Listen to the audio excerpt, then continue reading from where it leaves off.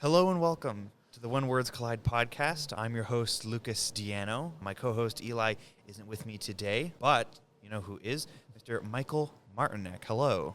Hi. Very happy to have you with me today here at When Words Collide. So as it happens, you have a couple different panels happening over the weekend relating to a couple different subjects, one of which, on the main focus, is science fiction. Anyone who's familiar with your writing and what you've done is familiar with science fiction that you've done. And I'm curious, what drew you to science fiction as a genre specifically?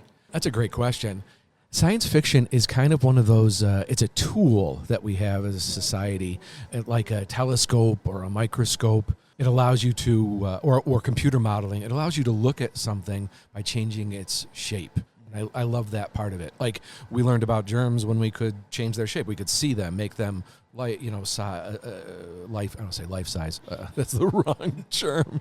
What a great writer. He's got all his words wrong. And a telescope the same way. You can see the rings around Saturn, and we have changed the shape. We've made it so that we can perceive it. And I love when science fiction does that with other things. I like when science fiction does that with, what if?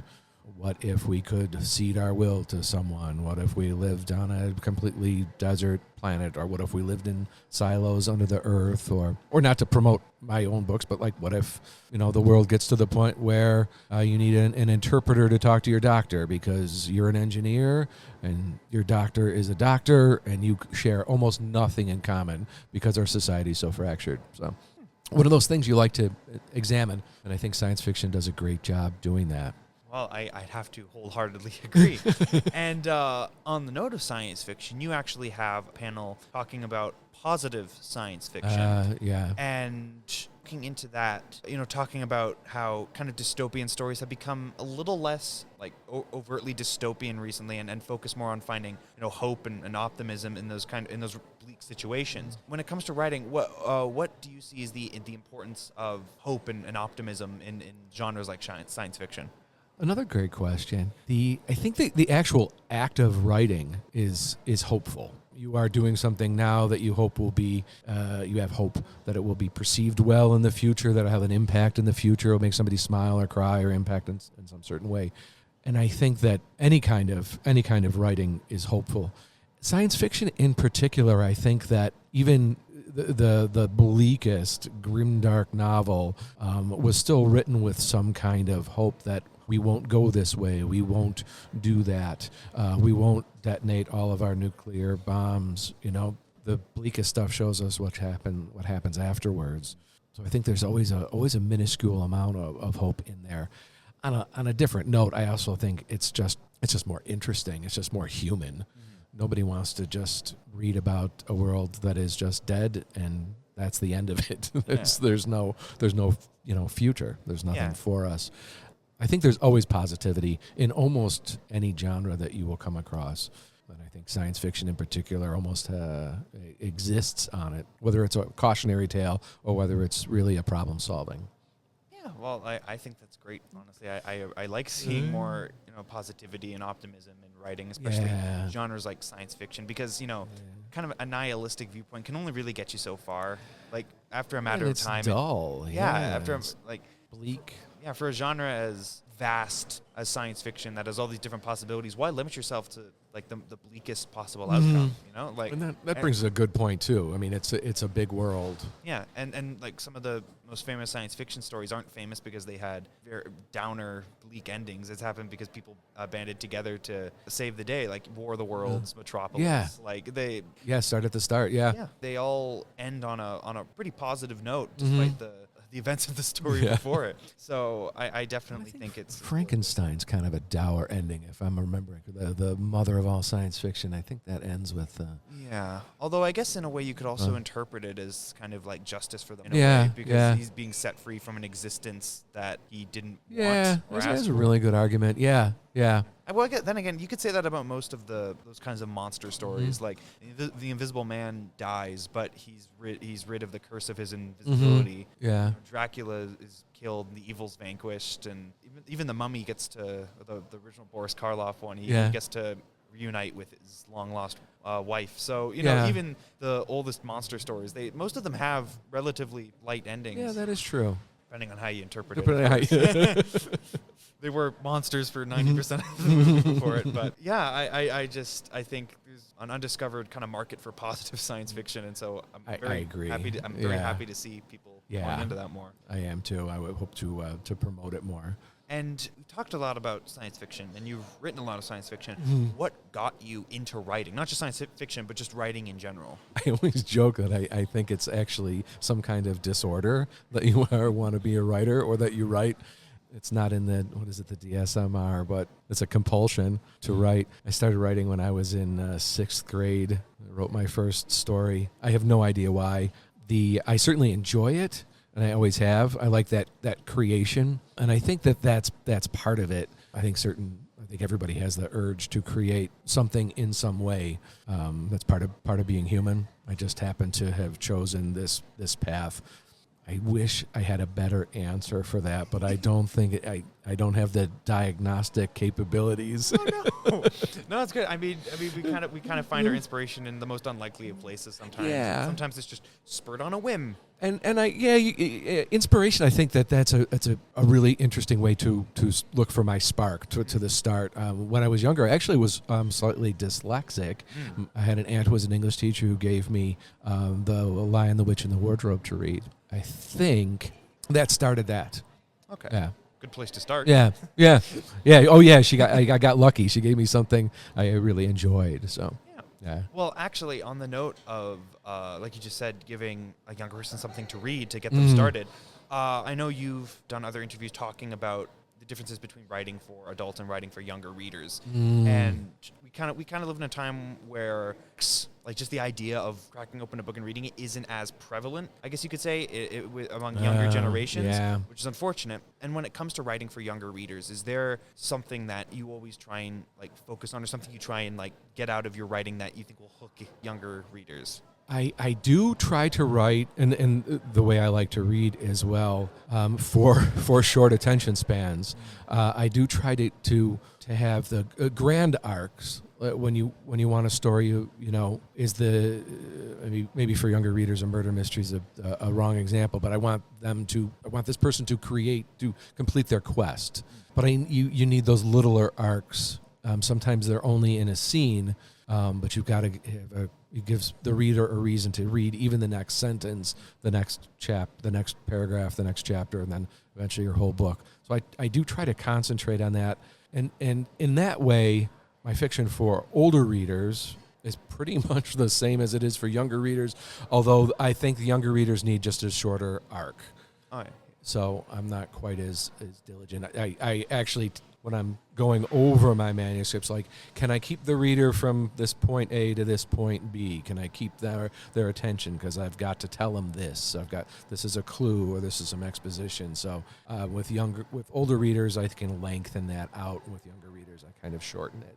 I think that's great. I definitely think it's very mechanical. That was a very cool question. Thank you. Yeah, but I think that's wonderful. I think there's a whole world that is undiscovered when it comes to younger generations and reading. And just being here at When Words Collide and hearing people talk about their writing, it kind of hits you that kind of discussion. Well, it doesn't happen as often among younger people. And I think that's a shame, really, because there's so much great stuff out there to read and even write as well. It gets you into writing. Even just the smallest exposure can kind of spur the desire to write. Yeah, I agree. The desire to write. I think the act of reading, put those images in your head, and you are part of that creative process. If I, describe some kind of monster, you're going to come up with an image of it. It's not exactly like mine. It's yours. It's your monster now. And I think that's important for people to do that. If you play, I don't want to badmouth video games or television, because I love video games and television, but more is given to you, and you are slightly less participatory. Yeah, I guess when you consume mostly visual media, you're kind of programmed to expect every answer in front of you, not so much up to interpretation. Like I said, I love TV and video games too, but at the same time, there's not really much left to the imagination, because exactly, and it's not even the fault of that medium. It's they have to show you everything, or else they wouldn't work. Right.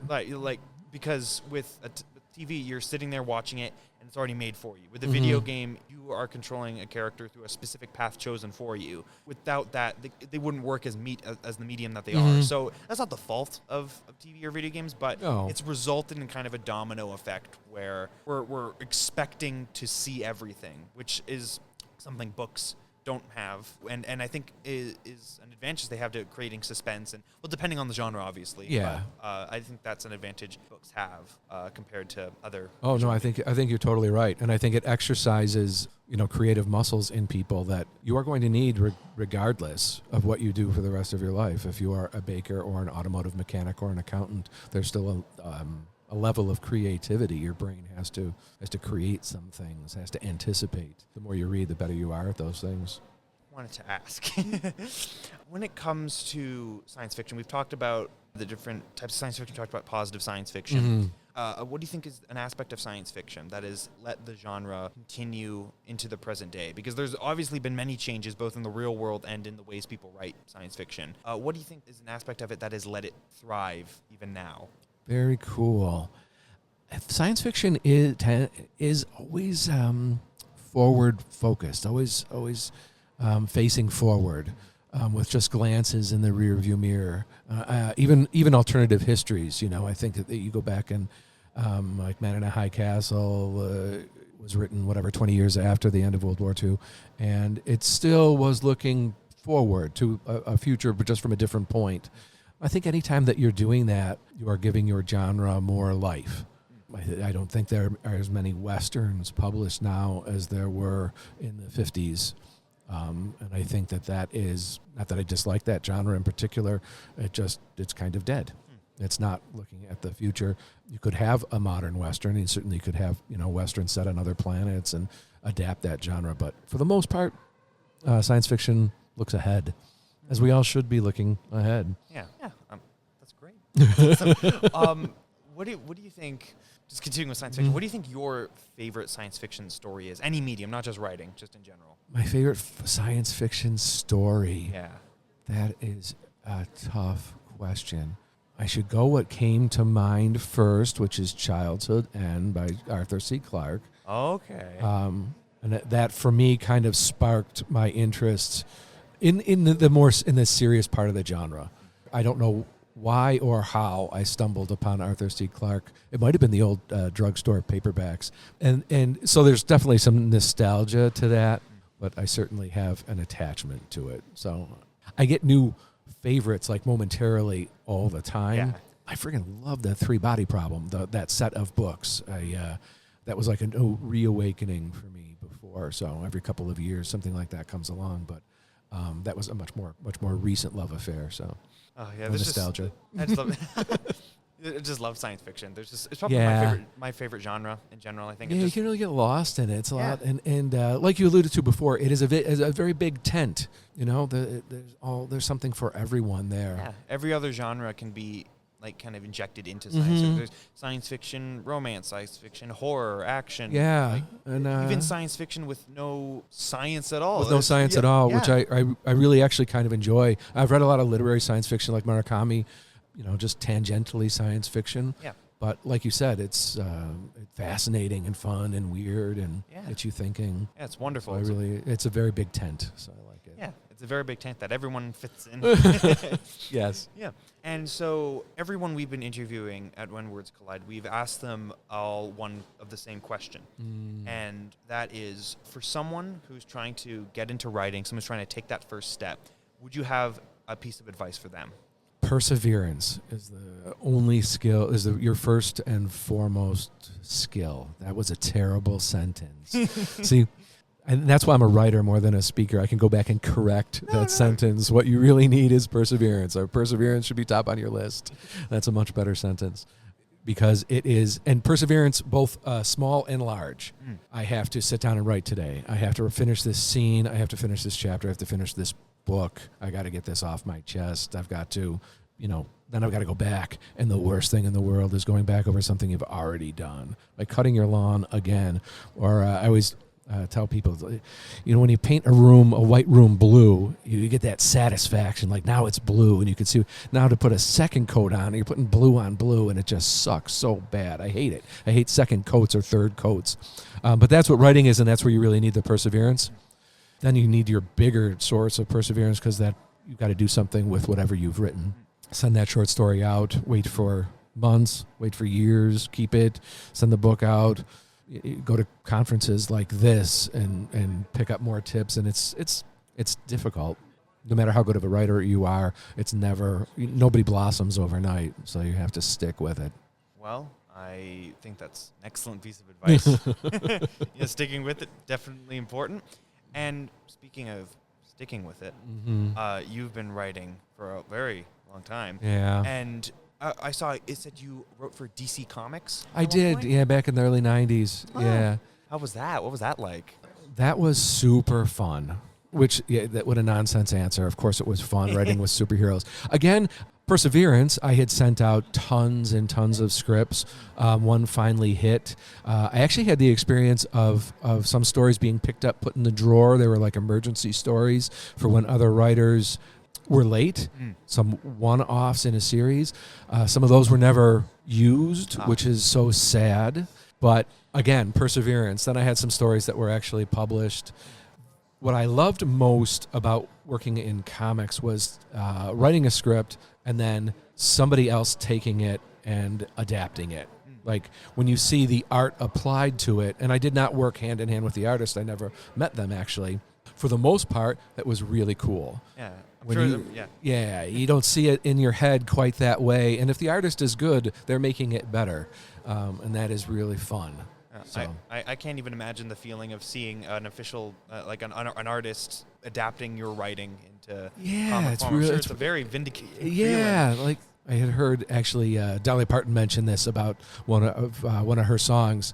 It was much better for her when somebody else was singing it. I think she was actually talking about Whitney Houston at the time, but and I understood that feeling. Like it is. It's even if you're a successful singer, it's really cool to hear somebody else interpret it and do it, and it's more. There's more life to it. So. Well, this is great. That's great. Honestly, I think all that you've done is amazing. Thank you. Yeah, I definitely recommend you check out Michael's work. And speaking of your work, would you mind telling our listeners where they could find more of your work? My last 4 books were published by Edge. Edge Science Fiction and Fantasy. They're local in Calgary, but everything is on Amazon, or you can order it from your local bookstore. You've heard it here. Do that. Yes, I'm a big fan. Michael. So I can speak for all this when I say thank you so much for joining us. This has been wonderful, absolutely wonderful chat. The wonderful Michael Martineck, everybody. Thank you very much. All right, and thank you all for listening. And if you're here at When Words Collide, we hope you have a good time. Thank you.